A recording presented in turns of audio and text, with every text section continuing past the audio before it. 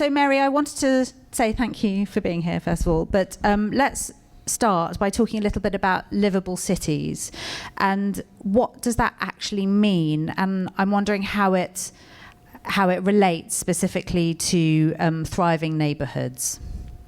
I mean, look, I don't think I can completely give you all the answers to what makes a livable city, but it of course we know that the cities are they are broken down into neighbourhoods. That is essentially, whether that's the neighbourhood where you work, whether that's the neighbourhood where you live, we have these spaces that are part of our lives. And I think what we've lost, certainly, in this hyper-consumption that we've had in the last 30 years, has been that community and connection that we thought probably wasn't vital to the way that we lived. And I think through what's happened in the last, certainly, 3-4 months, we're starting to understand what it means by true city living, that it has to be about connection. And that connection, whether that's connection to local businesses, whether that's connection to a social infrastructure, whether that's connection to places where you can walk, where you have freedom, where you can connect on your well-being, that I think is the most important part. And I think, when I go back on this, we lost in search of creating consumer, from malls, shopping malls, to out-of-town supermarkets, to edge of town, in this the consumption era that we've been through, we lost a huge part of that. And it was part of this race for growth, wasn't it? It was sort of, as we were sort of devouring more. Yes. So basically, and there's a brilliant podcast, much better articulated than me, by Kate Rayworth, who talks about the donut economy. Donut economy. Yes. And so effectively, and part of what I did on my TED Talk was the fact that if you look at the sort of key tenet of what success was, it was growth. All businesses ever talked about was GDP. So you'd wake up to the Today programme and you'd hear, Marks and Spencers have only, have lost or are not growing at whatever percentage rate. Nobody's we're talking about how we were living and what the happiness levels were in business and how we were living. And what happened was we only focused on profit. And if you only focus on profit, you don't take into consideration how people are feeling, how people are living. And so you lose sight of the very important things that make up our life, which is this social infrastructure. So what's happened is we built places that had to become destinations with parking attached to them. Certainly in my area of business, in retail, shopping malls, supermarkets, and the worst being retail parks. I think I heard the chief exec of Marks and Spencer saying that's the future, and I thought, like saying, well, bye-bye. Bye-bye. Because you haven't made your stores places of connection and actually moved with what's been shifting in the economy. So getting back, she talks about the donut economy, where we have to look, there's a gap, there's a hole, where we have to fill that with the well-being of people and humans. And effectively creating places, livable places that are able to feed our everyday needs and our social needs. That's the gap that needs to be filled. I feel like when we talk about livable cities, it's almost too much to bite off. That I mean, I live in London, but I don't actually live in the whole of London, do I? I live in my... I know your area. I know you exactly where. I know yours. But you live in your locale. Yes. You sort of venture out to do stuff. Yes. But you sort of, I live on one side of the river. I have to be honest. I don't really venture to the other side very often. I'm more full me. But so, do you think that ultimately that what that means is that we are craving, as the antidote, we're craving something a bit simpler? Well, if you start to look at the statistics, we're now looking at people. I mean, even if you see the shift of what's gone on through what's happened in COVID, we're probably going to be spending, even if we look at the going back to work stats and people, even if they're going to go back into the office half the week, that is going to increase the amount of people working within their neighbourhood at home. So you need to be looking at how we're living, first of all, in order to know what needs to be built and what needs to be created to feed that. So, and looking at transport, what are the needs of those local communities? And some will be different. Each of those community areas will be different. But I believe that what we're going to start to see is a kind of urban neighbourhood coming back.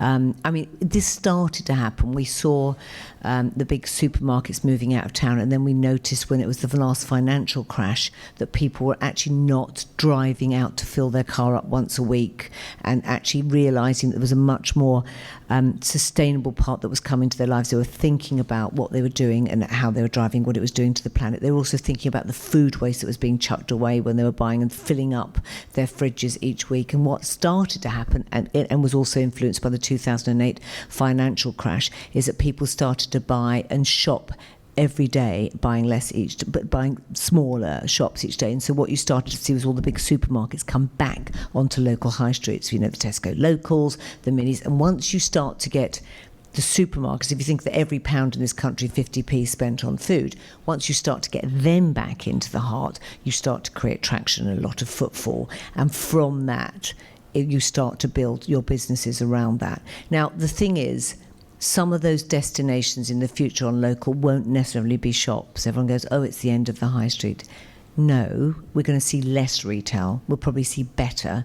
But now those new anchors will probably be places of well-being and places that we will be going to stuff that we can't get online, but it's feeding our health and well-being. And I think that's going to be a big, big anchor in future places. So do you think that actually ultimately what this means is that this process is humanizing, that this pause has, dust has settled, and it makes us more human, and it makes business a bit more human? Yes, I think we're going to see.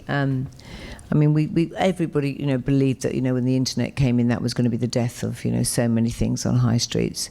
And of course, look what's happened to Amazon in lockdown. I mean, it's having its ka-ching time, but it's about that one has to understand the role of what that plays, and it's about speed, it's about efficiency, it's about delivery. Then you take that away and you go, okay, that's covered. What is it that people need to live their lives? And I often talk about, Jane Jacobs wrote one of the best books called The Death of the American City back in the 60s, and was poo-pooed by a lot of architects who were male. No offence, guys, but these things do happen. And what she talked about was when they grew those malls and they put all out of town, so everybody went out of town for days out. Think of the Westfield shopping centres that were huge and still are huge. What she talked about is that what you miss are these little interactions where you pop out to the post office to get a newspaper or post a letter. You bump into a neighbour. You ask the neighbour, can your daughter babysit tonight? You pop down to get, a loaf of bread, and you notice, that someone's walking their dog, they've got a new dog, and you chat. And she says, all these things sound so trivial, but the sum is a web of security and a social infrastructure that creates the way we live. Now, we let that go in the search of GDP growth and consumerism. And now we're seeing that shift is happening. And during COVID, something like nearly 80% of people are saying, it was the locals that were there for me. It was the local post office that started to sell the fruit and veg that came back. It was the doctor's surgery that, opened up when everybody else was, closing down. It was the people that were helping each other, delivering shopping to each other, to the aged. The community came back. And I think what we're going to see is a greater emphasis on that. So those businesses that were there have had to pivot. Local councils have had to think about the way they're using space. Where I am locally, restaurants are now just going out onto the pavements. I think this is happening in a lot of areas. So all the sort of councils have had to just burn up the old books and say, you can't put that out there, health and safety, bugger health and safety. These people need to survive. And all communities are saying, yes, we want this, and getting behind them. One of my local restaurants literally went down to every shop and said, when you close, can I have your space outside? And set out these little kind of cabins outside, rented those out. And suddenly the whole place became alive. It was extraordinary.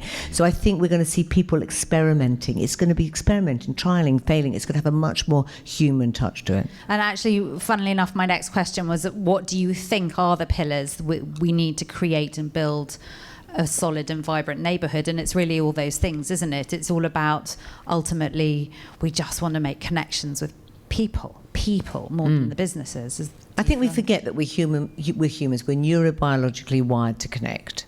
And so many places. I was looking at that Coles Drop Yard. Beautiful place. Beautiful. Right? Beautiful. Empty. And you look around and you go, I can see what someone's gone on the paper and said, well, this is a really lovely area. We're going to get a hold of this, and this is going to be ABC, whatever. We're not going to put top-end luxury brands in there because that's going to be too expensive. So we're going to go for the premium high street. And so you've got this vibration frequency of everything the same, just doing this in there. There's no understanding of what will make someone come here as a destination. And I think that is going to be the biggest thing that any people discovering and recreating spaces have to understand how we're living and what these new destinations and what these new anchors are. And that is going to be utterly vital. One of the things that I did about 10 years ago is I did charity shops to make them places they're amazing. Yes, they're amazing. And I've opened up now 26 of them across really key spots in London where I know there's enough money where people say, well, I will donate that designer jacket, and I can afford to, I'm going to give back. But what these places, because I started to see the growth in recycling and upcycling and that the fast fashion industry is going down, how about we make charity shops not places where they're dumping and smelly, but gorgeous places that this is about recycling and brilliant stuff that's in there, like boutiques. We have queues for people to get in when they open. So you have to understand culturally where the shift in spend is going, what those trends are, how people are shifting their living. One of the biggest trends will be around, as I said, well-being. Another one will be around home. People are spending so much in it. That market is going to just absolutely rocket. How do you then bring those important tenets into the placemaking? And obviously, green space is absolutely essential on the back of that. Yeah. And actually, it sort of feels to me that, as the antidote to compartmentalising our lives, you work here, you exercise here, you socialise there, you live, whatever it is, the planners are beginning to twig that is not actually how we live. That you might work at the cafe, you might work at your kitchen table, you might pop out to do a yoga class in the middle of the day. You might fancy meeting someone for a drink locally. You might, you don't want to have to get in your car, that everything happens in a sort of, I don't know, like a kilometre radius or something. Do you think that actually what's happening now is about opening up environments, that places that have to flow and have multifunction? I think it's totally that, but I think the other difficult thing for planners is it's no longer going to be that unit's going to go to that store or that unit's going to go to that business. What I think they're needing to have to do, and this is where it's going to get tricky for them, but creative, is to create a mix, a multifunctional use. So actually going, I think this space will be around, let's say, men's health. We think this is going to be really important, or health areas. So we are going to take that brand, we're going to take that business, we're going to take that, and we're going to create a space that's a mix of those together, as opposed to single use.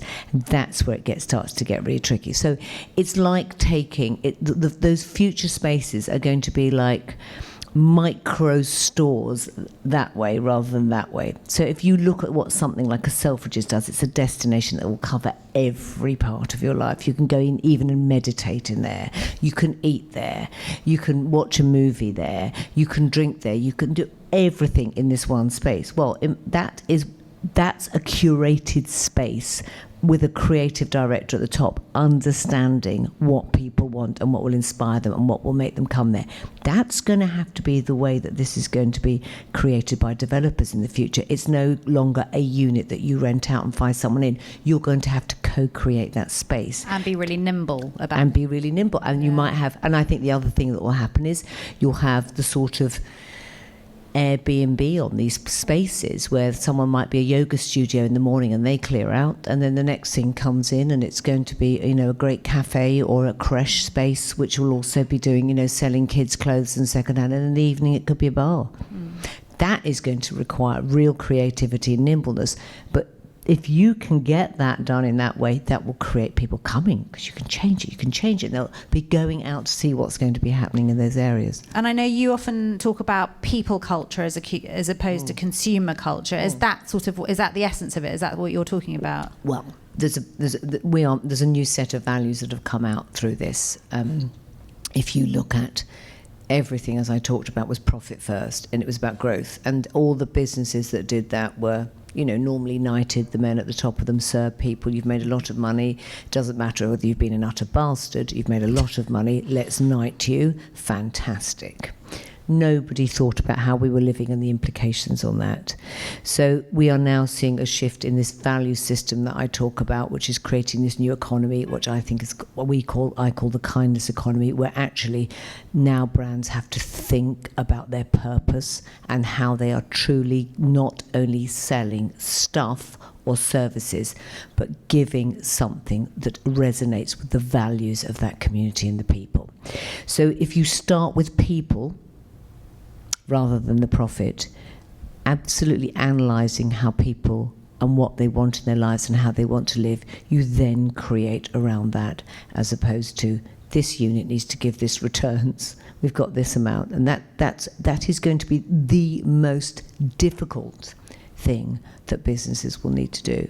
So people, planet, profit. But it feels like do or die for a lot of businesses, and actually that's been highlighted so much this year. It's the only way forward. Listen, when you hear Mark Carney, the ex-governor of the Bank of England, talking about this stuff, or the other one before him, Merv, the Swerve King, talking about this, they didn't talk about it when they were the governors of the Bank of England. They're still a bit sheepish. It's like spirituality. People don't want to say about that. They go, oh, I can't say that word. They'll think I'm a right frickin' hippie.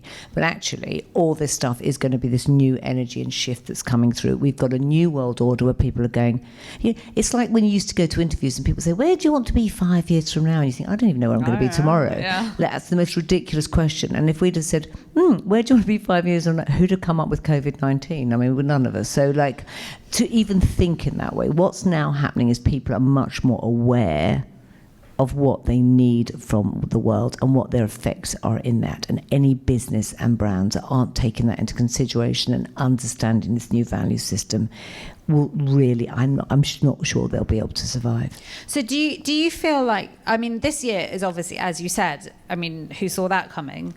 Apart from maybe people working in virus. Yeah. But this year has really served up a marked change of behaviour, and all of us, I feel, I mean, I'm not belittling the significance of the really terrible things that have happened this year, but it has actually allowed a lot of us to have an appreciation of slowing down, of drawing in our worlds, of pausing, and the whole world has been in this together in a way. And do you see this as a permanent shift? Do you think that our change of behaviour this year is going to change the way we lead the rest of our lives in the future? Yeah, there was a time, I remember, where you think, well, is this going to be so... Is this really going to be a shift, or are we all going to go back and just go, yeah, when it's all over, party, bye. I'm not seeing any signs of that. We saw it happening in China quickly, very when they all went and queued up for the designer stores, and we were queuing up for B&Q and IKEA. That says a lot about us, doesn't it, as a nation? But we were going and buying things that would make our house, and they're all going in to buy Vuitton. To wear around the house. To wear around the house, and no doubt. But I think, I really think this is going to be such a seismic shift. And I think when you start to see all the big global brands and the big leaders like the Gucci's of the world saying, we are going to change every part of the way we run our business now to be a business that actually reflects the needs of this planet and how people want to live. I think that is the number one thing. So anybody creating any space and placemaking that doesn't take that into consideration is crazy. The other thing is, I think there needs to be risk that takes risk early on to create spaces and put activities into them that we wouldn't normally have had on that agenda. I mean, I was thinking about, Bruton in Somerset, where Hauser and Worth went down. It actually created the biggest buzz. And on the back of that, the way that the housing market there just shot up on the back of actually taking that. The same happened in Margate, opening up the Turner at the bottom there, really taking stuff that you wouldn't normally expect, that's not going to give you that fast return, but is creating a new dynamic and a new group of people that want to kind of feel that the frequency of that area through something that is not about a daily activity, but something that is a cultural frequency. Yeah. And I think that I think is really, really interesting. I think we're going to see more of that. The surprising things we think, why have they opened up there? What have they done that for? And what will build around that will be the communities on the back of that. I've been having a lot of really interesting conversations over the last 4 or 5 months with architects and industrial designers who are based really all over the world and who have had really different experiences with lockdowns or no lockdowns or whatever. And, some of them run large studios, and it's really fascinating. The split is sort of 50-50 with those who are saying the office, the workplace, it's done. We're all going to work from home. We've got these brilliant, efficient digital platforms. Everyone's working efficiently. Everyone's happy. They don't have to commute. Life is much better. And then the other half who are going, the community of a workplace is 1,000,000 times more important than it was, that we need each other more than ever. Even if it's a creative office, the sitting around a table and sticking post-it notes on a wall, to the conversation, just the nuance of someone's expression. You can give someone side eye in a meeting that you can't do on Zoom. What do you think? Where do you stand on the workplace, the importance of workplace right now? I think an architect might say you can work on your own. Many architects do work like that. Let me tell you, we are going to have the biggest health issues around this. This is alienating a whole young generation. It's not even me. My generation, I'm going, yeah, great. I've got some time. I can, run the kids over to the playground. I can do calls. I'm opening my offices back up next week. We're doing 2 days a week where people have to come in. I am speaking to young people in their 20s who are quite flat and depressed from constantly getting up every day, just going online. I've watched my daughter doing it. Get up, make a coffee, get a bowl of muesli, and they're sitting working, and there's that social interaction. This is the same when I'm talking about communities. This is the same of how we want to live. Are we going to end up just buying online and working in our homes? Good God, we will have the biggest health issues. So that is crazy. The office isn't over.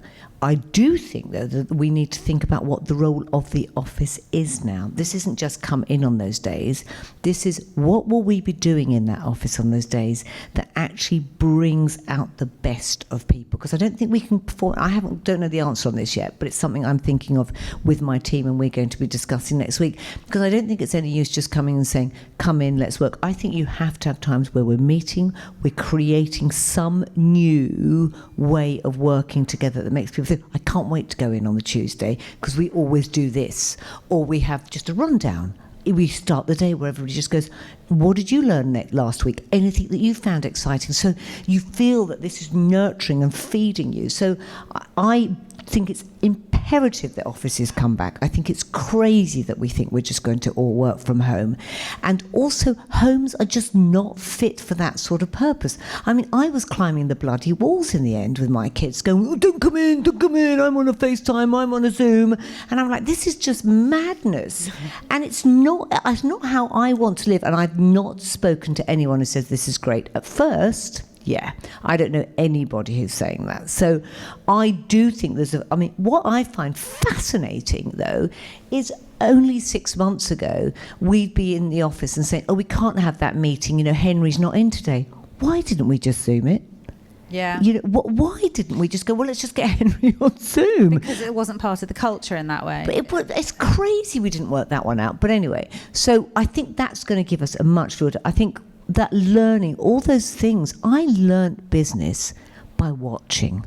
I learnt business by being in meetings and watching the grown-ups, the senior teams do. I did too. That's how you learnt. And to think you're not going to have that.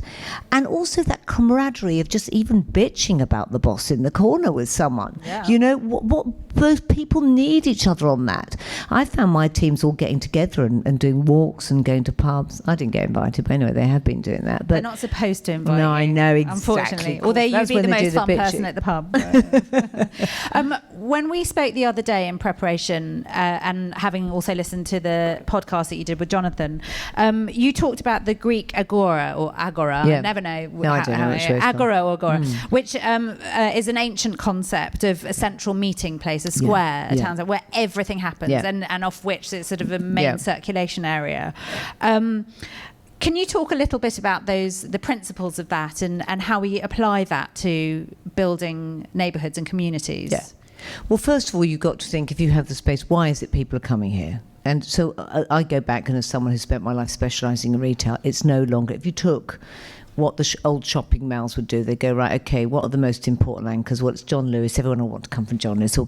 John Lewis can have peppercorn rent down that end. As long as we get them in, everyone else will follow. So John Lewis don't pay any rent, and they go in. And then the other end, Marks and Spencer as well. That's all gone all those days, right? So everyone wants that. Yeah, because quite frankly, what a cock up, how to cock up a business. And we'll put that one right, live stream it.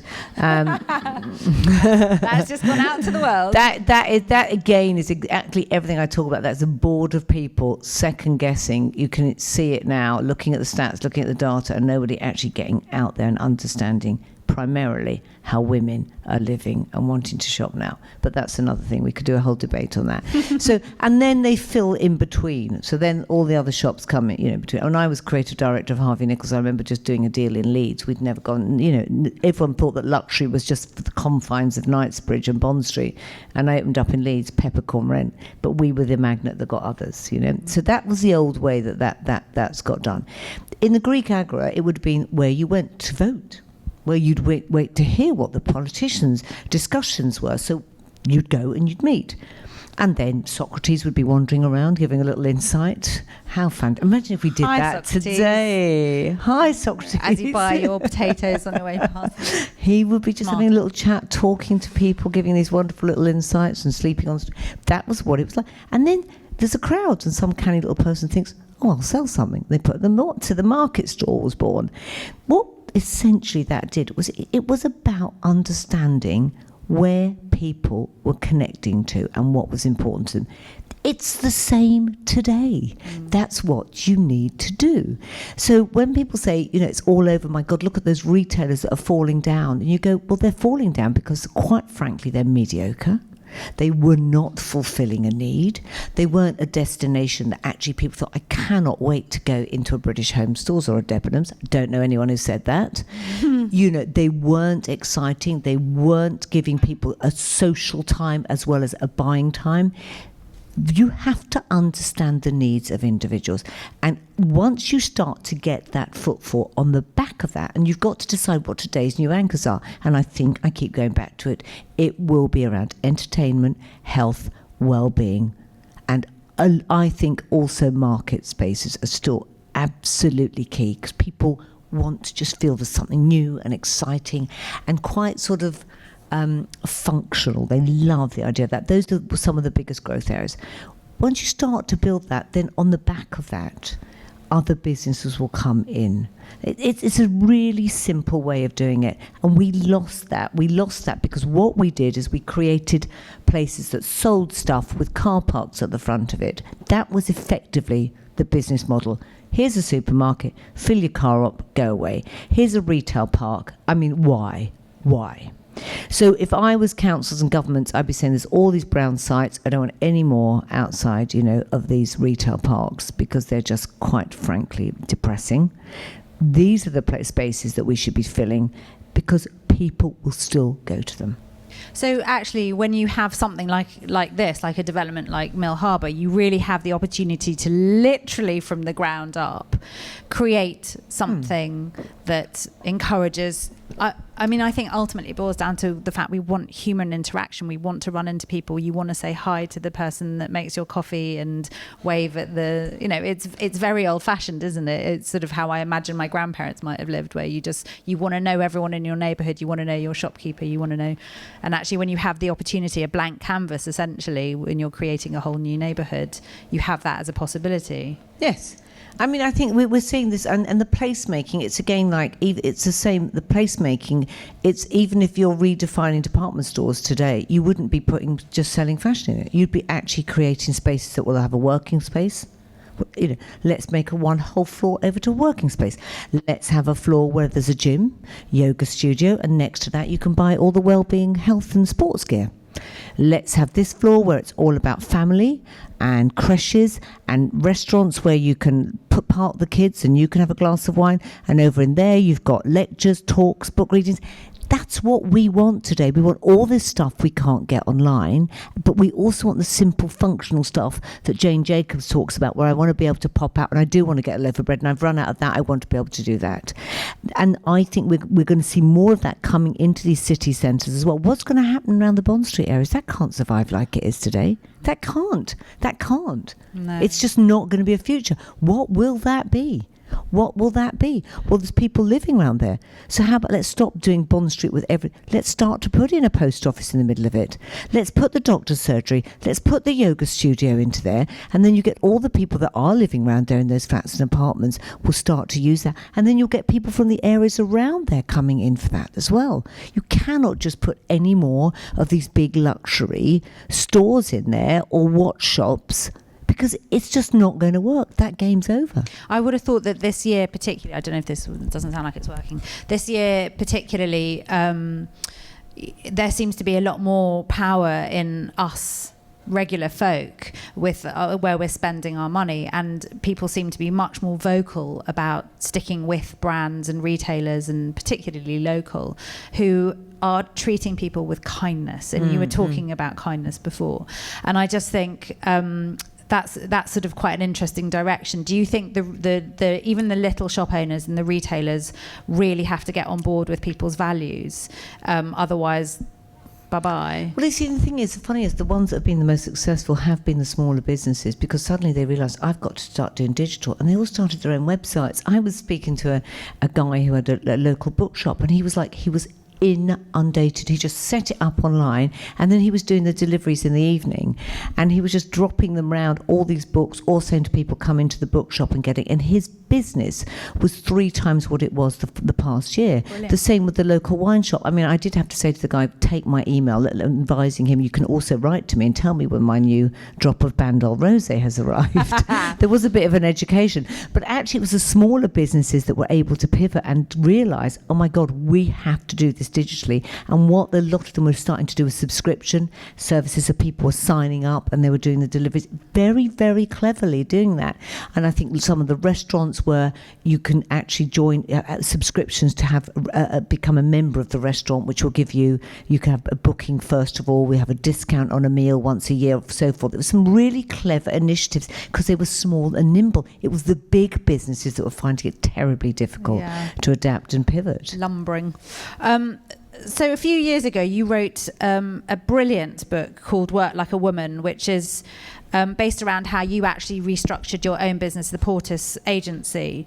Can you talk a little bit about what you did and why? Because I feel like some of those principles can be applied to building community and neighbourhood as well as business, and certainly businesses within communities.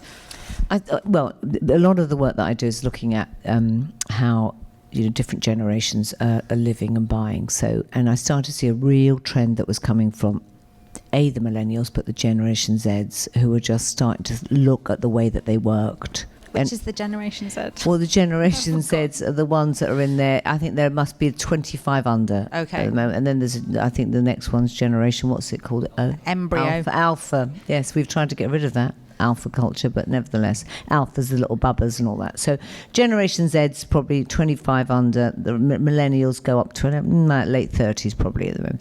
So And they were really questioning the way that we were, and I could see it in the teams of people that I was bringing in, work and how work culture was. And effectively, I, realised that all my working life had been in a kind of linear, individualistic way of that you performed in business. So it was about, the goal. Think of what the Apprentice is, all those idiots fighting to be the biggest voice, and it's always the biggest knob that wins and it's the person you so don't want to work for. I think that show gave us Katie, what's her name? What was that hideous woman? So you can imagine, Hopkins. Yes. So it was about who was the most aggressive, and effectively, and there was this alpha culture that was all around business, and I started to see that this is not how this next generation wanted to work, and they were much clever, and they were able to work in a much more fluid way. And I realised, actually, why the hell was my business was still run like that. So I looked at how and restructured the whole business, brought it right back down, and got rid of what I call alpha culture, which effectively alpha culture has been running business for the last 40 years. It was, created by patriarchy, and women created and became like men in order to get to the top. So even, Sheryl Sandberg saying, lean in, behave like this, that's the way you're going to get to the top. When I thought, why do we have to be like that? How about if we created a culture that was totally inclusive and that was not about individualism, not about hierarchy, still having levels, but that hierarchy would be based on competence and training people below you rather than power. And I redid the whole business around that, and we created all the ways that we wanted to work, that everybody would have a voice, just broke down all the barriers that are normally associated with power and getting through business to the top. And it was just the most incredible thing that we did. At the same time, I felt that this energy that's happened and been leveraged totally by COVID, there was the movements that were starting to happen where the voices predominantly of the suppressed group being women. And when I talk about alpha culture, this isn't anti-men. A lot of men had to fall into this culture that they didn't want in order to succeed. And I started to see these shifts that were happening in the world where these voices were coming out and saying no more, starting off with the Me Too movement. And then you started to see a much kinder, what were subcultures were starting to go into mainstream. So, fights against plastic, the doubling down on food waste, Greta Thunberg, the marches on the planet. And you started to see this much greater feminine power coming through, and men accepting it as well. And so in my head, the world is really in two halves at the moment. You've got the Trumps and the Johnsons and the alphas still hanging on by their little fat fingers in that construct, and then you've got this shift, and it is, I am talking in these terms because I talk about energy, because we ignore energy and we look at data far too much, and this new value system is coming through, and it is a feminine power, and it's looking at how we live, it's looking at the planet, and it's putting people first, and that is the future that I would be the guiding principles for how I would be building how we live, cities, and anything that's about consumerism at all. In fact, I think the consumer culture, the rabid consumer culture that we've seen of the last 30 years, where we fed the beast. That beast is broken. COVID broke it, and it's gone much quicker than we thought. And this new feminine energy of looking about how I live, how we create places that feed my soul as well as what I buy, is going to be the future of how we live. Mary, you're just building an argument as to why you should be running the country. There's going to come a point where you just can't say no, because there are going to be too many people telling you to do it. Me or Boris, what do you think? No, just you.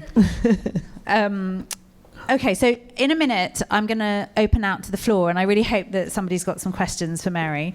But before I do, I will have a final question for you, Mary. Obviously, we are all very well aware of the impending doom and gloom that we're told about. But actually, we know that through struggles, it offers us the perfect opportunity to rise through the flames, to build, to grow, to learn, Totally. to find better solutions, to live better than we did before. Are you feeling positive about the future? Oh my God, I've never lost so much money. You know, it's been, at first I was like, and I wanted to be better. I'd been doing all my arming and it didn't work at all. And my son went, "You're just absolutely rubbish, Mum. This is not a good response." I was like, "Oh my God." I mean, all my clients are global retailers. And they just went, "Oh, put a stop." And I was like, "Oh my God, I was hoping to retire."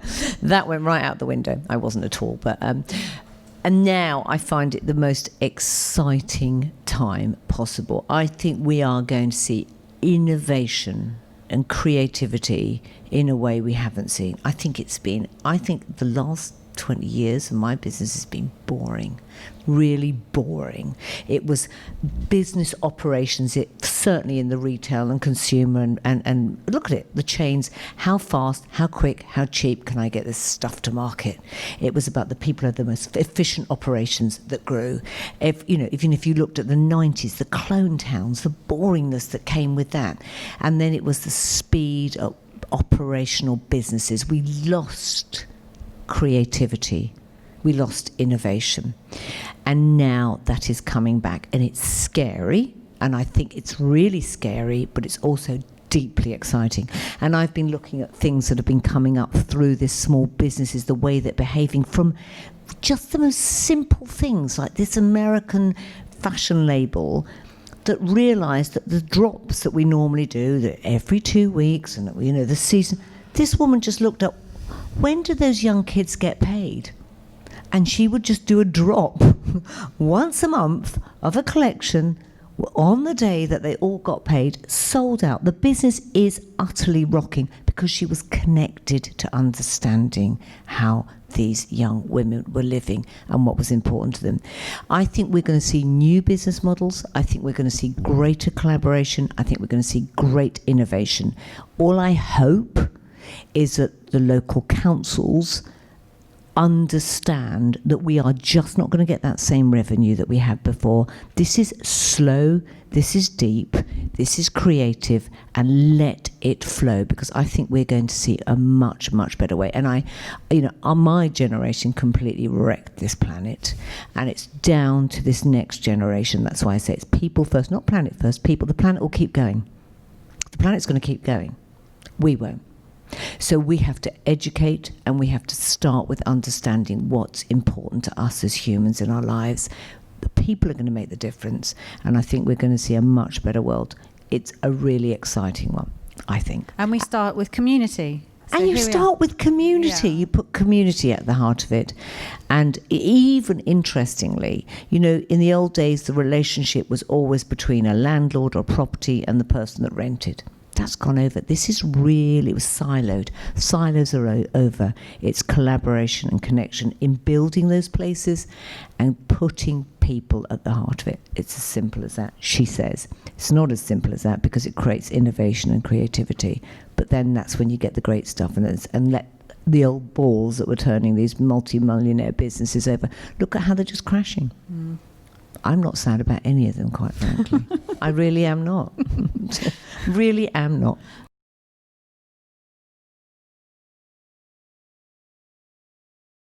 But I think the most important thing that what you're saying to me here is, why did it take this? I don't think it did take this. I think we were on the trajectory towards that. That's what I was saying when I talked about the subcultures that used to be. When I was a kid, it was Greenpeace. If someone said you're a feminist, you went, no, that means I don't shave my legs. Now you go, of course I bloody am. And you need to understand why. They were seen as subcultures that were just slightly, they're not now the mainstream. So that was happening anyway. And I think all those things that I talked about, those movements that were power, and it was people making that movement happen. That's what has to continue, and I think your generation are going to be the generation that need to understand that the power will come from you together. That when I talked about the silos breaking and the individualistic power at tops of businesses, those can only change when you realise that influence comes when you all come together. And if you can't do that in a digital world, then God help you, because you can, and that's what happens. And there's, I did a big piece for The Guardian when I said even the way that we shop, people were moaning about it. You'd hear people going, oh, it's so sad, we lost our high streets. And you go, Yeah, but you're driving out to those places. And every pound is a vote. You need to think about where you're putting that. You need to think about who you're working for, and you need to think about who I'm spending with, because every pound that you get paid and every pound that you spend is a vote on how you want to live, and that's where the change is going to come, and it will come together with people coming together. That's the future. And never be afraid to have a voice. Never be afraid to have a voice.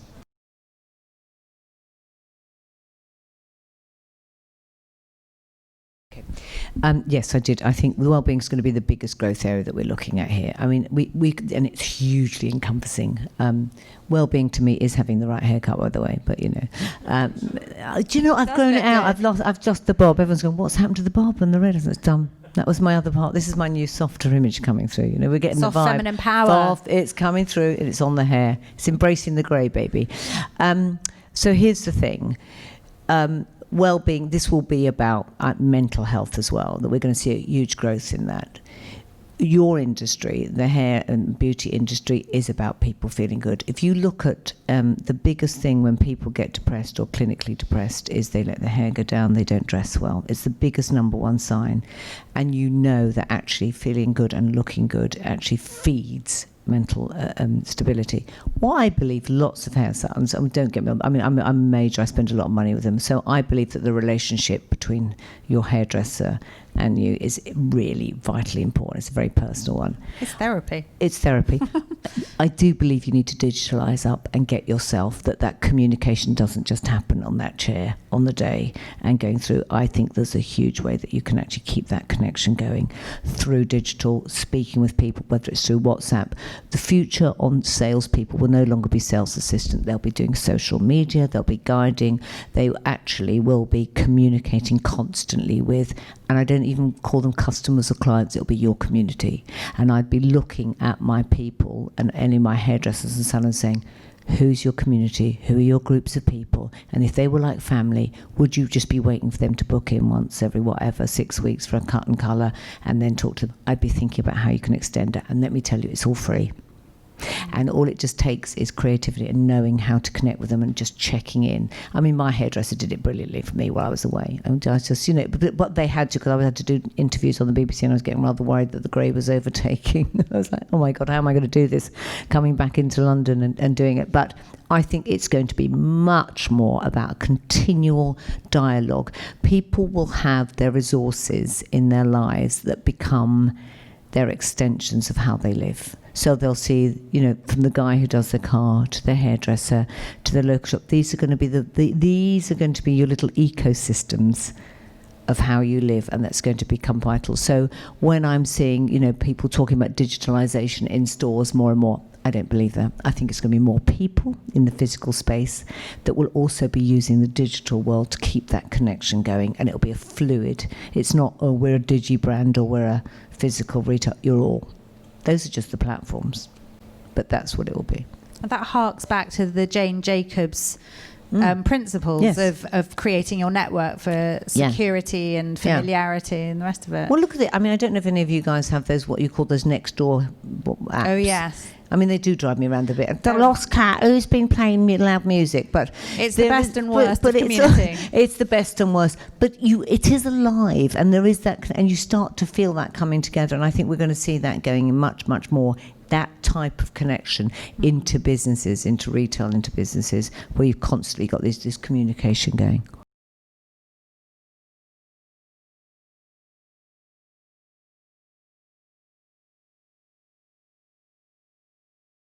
Yeah, I think that what's going to happen is that is going to undo. I don't think it's going to completely undo, because I don't think we're going to live and breathe just in our local community. I think there will be office spaces that we will still want to go to, because I talked about that, and I think it's really important to commune.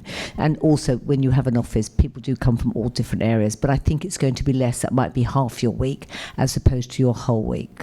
I think the other thing that will happen is in those spaces, those office spaces, some of the really great businesses like Patagonia, they have the creche on site.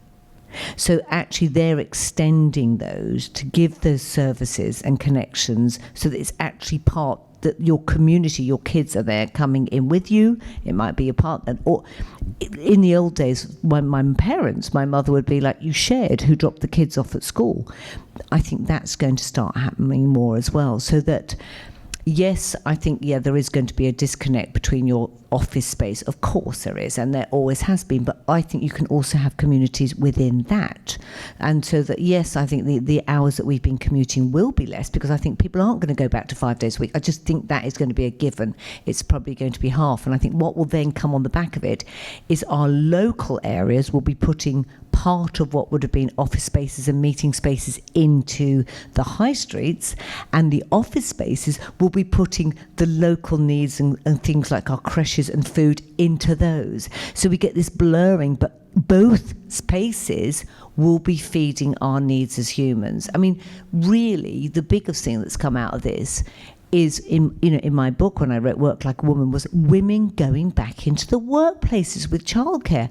And now they're able to go, boo, sucks. I can work from home. You don't need to have me in there 5 days. So if I'm a business that thinks, well, actually, I do want you in there some days because I think it's really important to have that social connection with the others, then I would put a creche in there. I mean, how many buildings have you been in where you can literally, those huge buildings where you see in Holborn, where it takes about 3 days to go up to the reception desk, because you go in and you think, can you imagine what you could put in here as a resource that would feed the lives and well-being of those people? And I think every space is what we will be looking at and saying, how is this filling the needs of the people that either work here or are working, selling within here? What is this space doing? That's the question. Because the most important space is we take up physical or digital, is that space with people in the future. Where is this making my life better? Is this making me happier?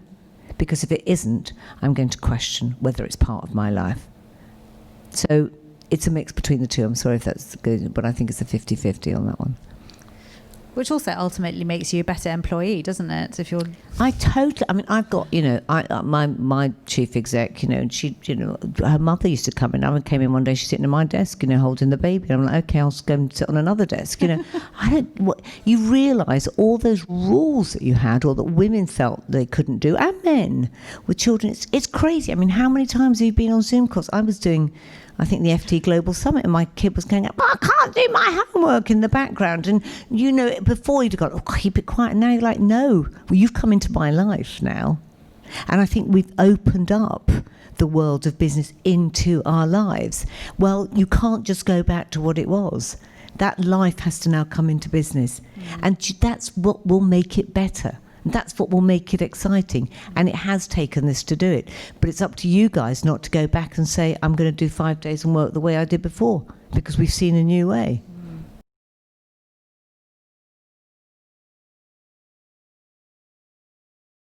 You're also saying, is it a threat as well, that we should be aware of? And I think, of course, but I think it's, I don't even know how we're going to surf that one, because actually I think what that the AI effectively, and I think that's growing. AI is just going to grow, where it's not just taking data, it's got all our behaviours and it knows what we're going to need, and we're going to be marketed to in that way.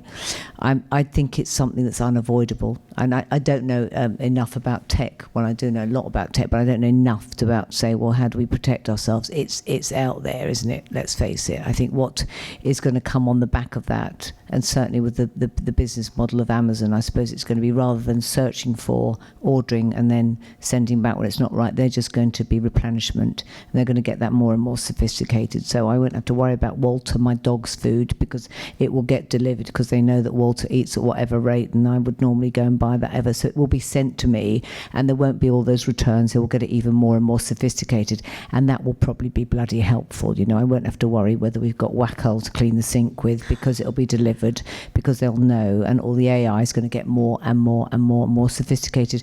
I do think that is going to happen. I think obviously the other downside of it is that they're going to know an awful lot about our lives. I'm not sure how we're going to avoid that. I think we've given away huge amounts of data and will continue to do so.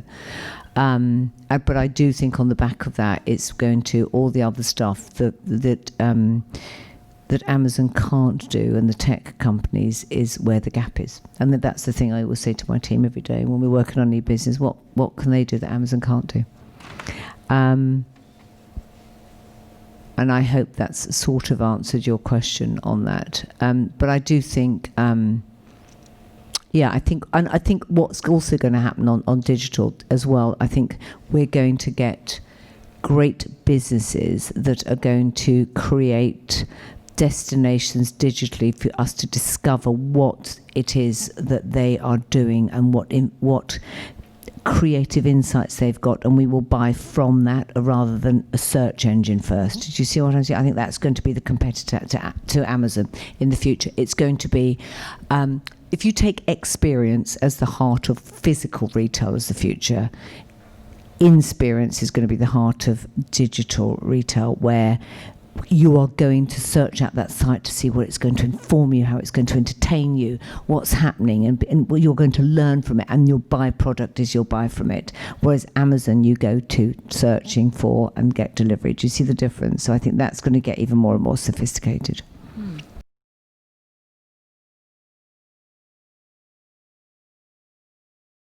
Look, I think we'll always have the speeds at the way that we interact with the world, the speeds at the way that we consume, the speeds at the way that we live our life, and it's knowing where your business fits into what speed.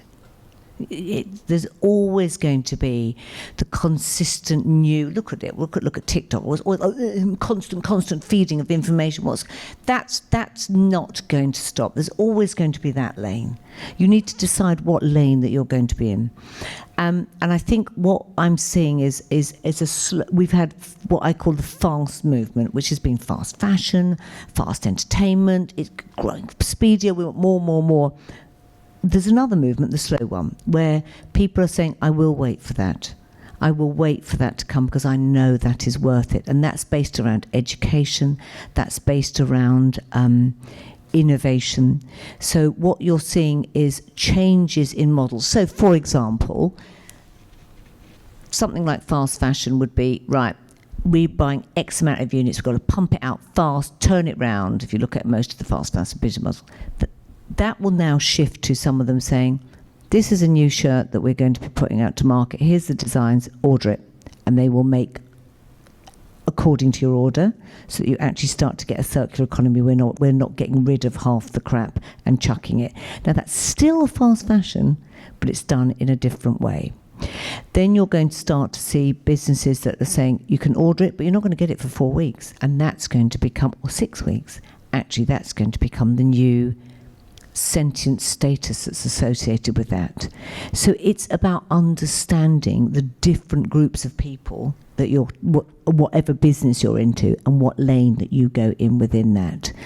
And if you just choose that one of feeding more and more information, A, you're going to be exhausted, and B, you've got to know why you're going into that lane. And what I'm saying is that these other lanes are coming in. That was the only lane we've been playing in, and it's got faster and faster, and we're burnt out in it. These are other lanes that are coming in. You don't always have to be ahead of it. You don't always have to be ahead. What's happened to us is the slowest thing that's happened.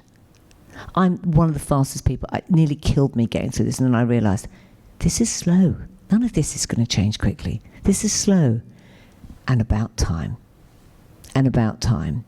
And I don't think we need to keep feeding information. We need to go deeper. We need to go more meaningful.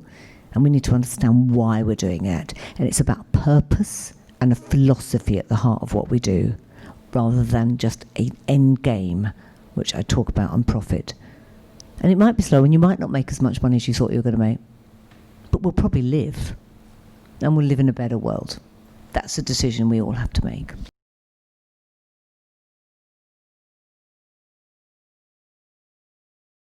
I think none of this is easy. It's hardly wonderful, is it, when you're seeing your hairdresser with a mask over and you normally go, hello, darling, and you can't do that. And it's, of course, there's none of this, and we are hoping it's short term. It will be. It will be. It might be longer short term than we thought it was, but this too shall pass.